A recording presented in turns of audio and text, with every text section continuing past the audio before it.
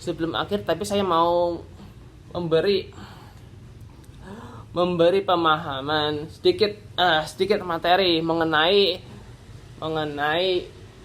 lembaga struktur atau lembaga negara yang bentuk setelah melalui amandemen ketiga melalui sidang tahunan MPR 2001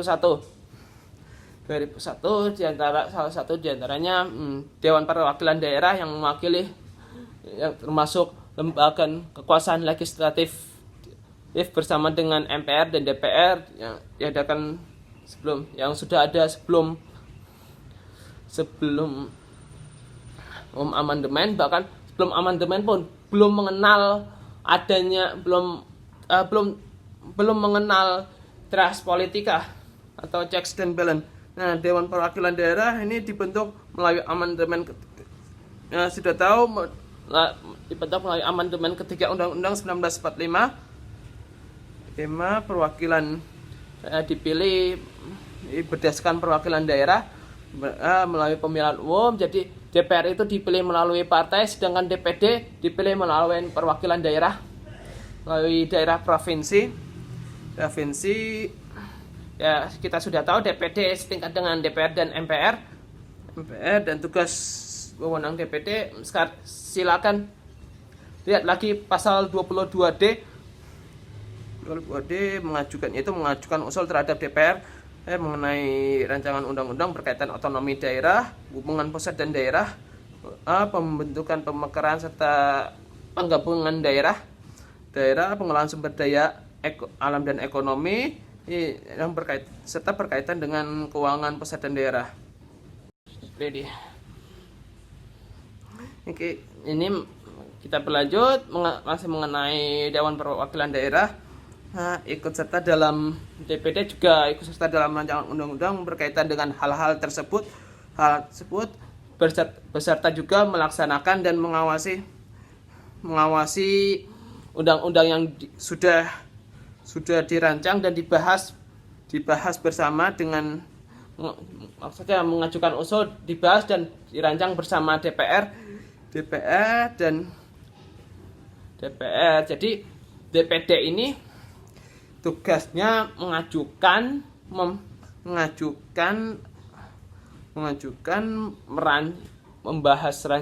ikut serta membahas rancangan serta pengawasan dan pelaksanaan undang-undang mengenai hal berkaitan dengan daerah. Tapi DPD juga membahas tentang pendidikan dan agama juga, termasuk ekonomi, pendidikan dan agama.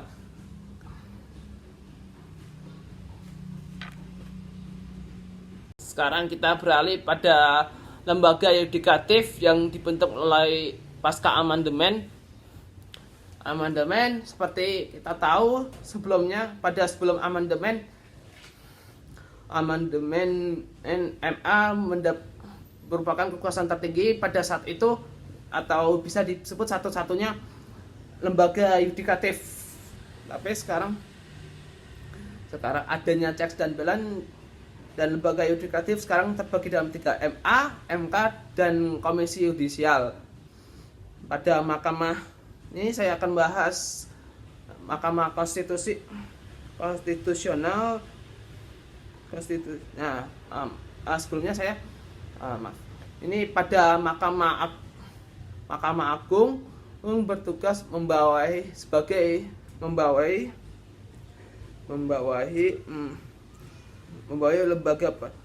lembaga peradilan beserta diantaranya peradilan umum, peradilan militer, peradilan tata usaha negara, dan peradilan agama.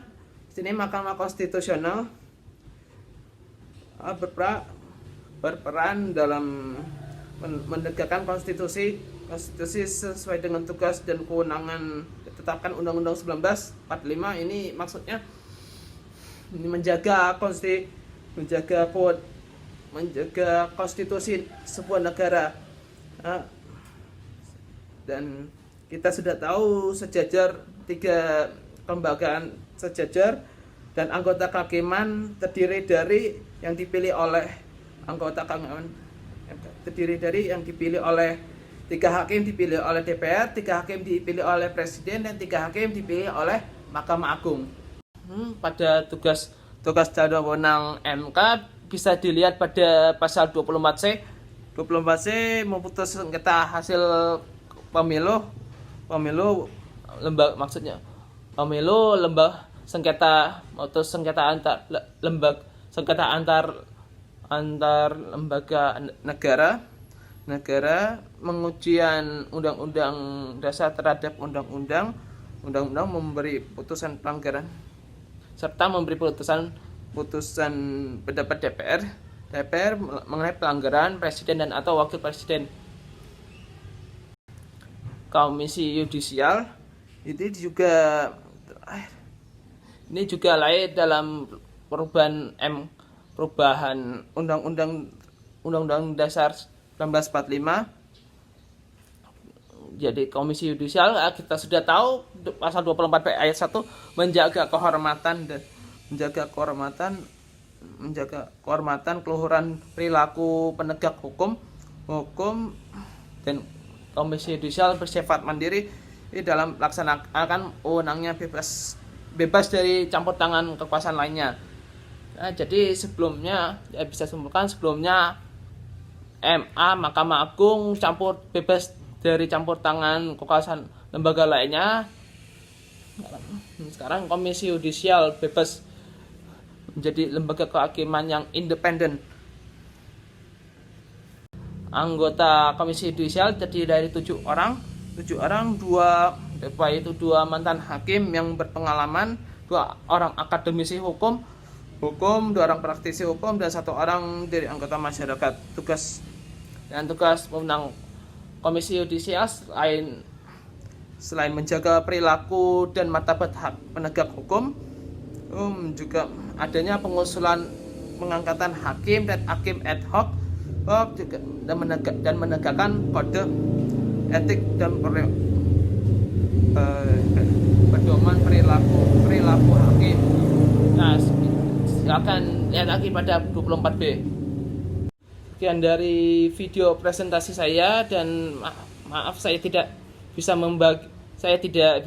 membahas secara lebih luas karena saya nantinya kita akan dibahas dan lainnya mengenai tugas wewenang lembaga negara lain akan dibahas yang secara lebih lengkap dibahas oleh materi-materi berikutnya.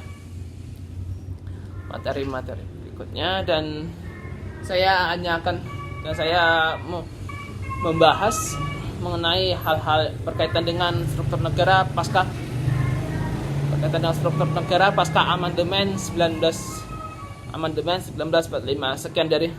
Sekian dari saya. Wassalamualaikum warahmatullahi wabarakatuh.